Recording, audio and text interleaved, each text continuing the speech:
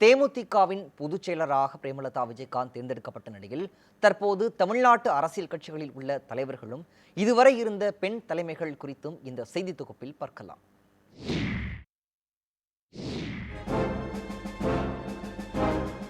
தேமுதிகவின் 18வது மாநில செயற்குழு மற்றும் பொதுக்குழு கூட்டமானது சென்னையை அடுத்த திருவேற்காட்டில் உள்ள தனியார் திருமண மண்டபத்தில் நடைபெற்றது.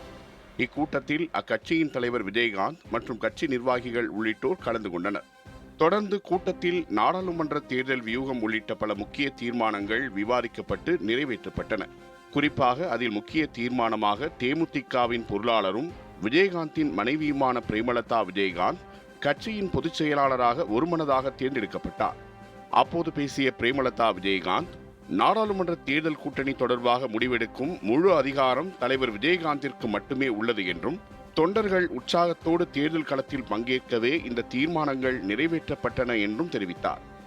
தமிழ்நாட்டில் பல கட்சிகள் இருக்கும் நிலையில் தற்போது ஒரே பெண் ஆளுமையாக பிரேமலதா விஜயகாந்தே உள்ளார். தமிழ்நாட்டு அரசியலில் தலைமை பொறுப்பில் உள்ளவர்கள் என்று பார்த்தால் திமுகவின் தலைவராக மு.க.ஸ்டாலின், அதிமுகவின் பொதுச் செயலாளராக எடப்பாடி பழனிசாமி, காங்கிரஸ் மாநில தலைவராக கே.எஸ். அழகிரி, பாஜக மாநில தலைவராக அண்ணாமலை ஆகியோர் உள்ளனர்.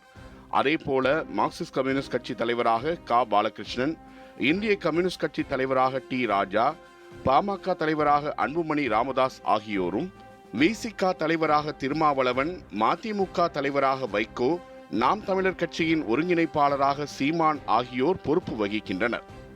இதை தவிர தமிழ்நாட்டு அரசியல் கட்சிகளில் இதுவரையுள்ள பெண் தலைமைகள் என்று பார்த்தால் அதிமுகவின் பொதுச் செயலாளராக முன்னாள் முதலமைச்சர் ஜெயலலிதாவும், பாஜக மாநில தலைவராக தமிழிசை சவுந்தரராஜன் ஆகியோரே குறிப்பிடத்தக்க ஆளுமைகளாக தலைமை பொறுப்பில் இருந்துள்ளனர்.